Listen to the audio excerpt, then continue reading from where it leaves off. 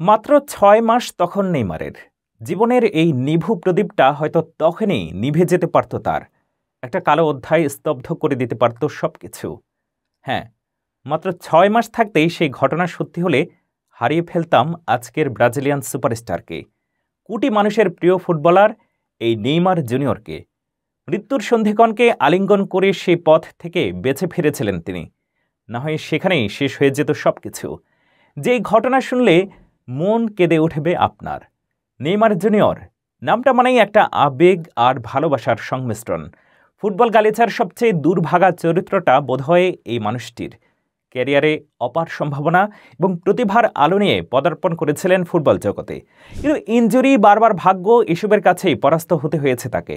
Brazil ফুটবলের সৌন্দর্য তথা যোগবনিত যে অল্প কয়েকজনের পায়ে এখনও টিকে আছে, নেইমার তাদের একজন।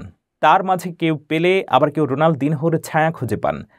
বার্সেলোনা জয় করে ২০১৭ সাল থেকে বিশ্বের সবচেয়ে দামি খেলোয়াড়ের তকমা নিয়ে পিএসজিতে খেলছেন নেইমার। ইনজুরিতে না পড়লে হয়তো দুনিয়ার সেরা খেলোয়াড়ে পরিণত হয়ে যেতেন এতদিনে। এত অর্থ, বিলাসবহুল জীবনের অধিকারী নেইমারের শুরুর পথটা অবশ্য ছিল না আজকের মতো এত সহজ। এমনকি মাত্র ৬ মাস বয়সেই এক দুর্ঘটনায় থেমে যেতে পারত তার প্রাণস্পন্দন।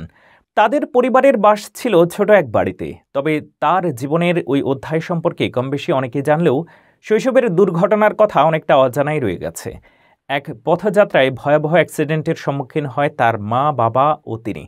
সেদিন নেইমারের মা নাদিনী ভেবেছিলেন সন্তানকে চিরজীবনের জন্য হারাতে যাচ্ছেন তারা। তবে সৃষ্টিকর্তার কৃপায় সেবার কিছু হয়নি তার। নেইমারের শৈশব কেটেছে সব থেকেও কিছু নেই অবস্থায়। যে এলাকায় তার পরিবার বাস করত, সেখানে দিনে দুপুরে মাদক কারবারে চলত। পুরো এলাকা ছিল অপরাধীদের স্বর্গরাজ্য। অবশ্য পরিবারের সঙ্গে সান্তোসে চলে যাওয়ার পর বদলে যায় নেইমারের জীবন। কৈশোরে স্থানীয় ক্লাব পিএক্সের হয়ে ফুটবল খেলা শুরু করেন তিনি। এরপর ১৭ বছর বয়সে প্রথম বিভাগে অভিষেক হয় তার। এরপর সেখান থেকে চলে যান সান্তোসে। ২০১০ সালে বিশ্বকাপে তাকে দলে নেওয়ার জন্য কোচ দুঙ্গার উপরে চাপ তৈরি করেছিল ব্রাজিলের সমর্থকরা। ইউরোপেও নেইমারের খ্যাতি ছড়িয়ে পড়ে এই সময়। ব্রাজিলের বিস্ময় বালককে দলে ভেড়াতে লোভনীয় প্রস্তাব নিয়ে হাজির হয় ওয়েস্ট হ্যাম এবং চেলসির মতো ক্লাব। তবে নেইমার তখনই দেশ ছাড়তে ইচ্ছুক ছিলেন না। ২০১১ সালে মাত্র ১৯ বছর বয়সে ব্রাজিলের জার্সি গায়ে অভিষেক নেইমারের। সেই তখন থেকেই সাম্বার দেশের ফুটবলের প্রাণ তিনি। পরে ২০১৩ সালে স্প্যানিশ ক্লাব বার্সেলোনায় যোগ দেন। বার্সেলোনায় থাকাকালীন নেইমার লিওনেল মেসি এবং লুইস সুয়ারেজের সাথে একটি প্রতিদ্বন্দ্বিতা করে ত্রয়ী তৈরি করেন, যা ফুটবল ইতিহাসে বিখ্যাত MSN নামে পরিচিত। বার্সেলোনায় তার সময়ে নেইমার অনেক শিরোপা জিতেছেন, যার মধ্যে রয়েছে লা লিগা, কোপা ডেল রে এবং চ্যাম্পিয়ন্স লিগ।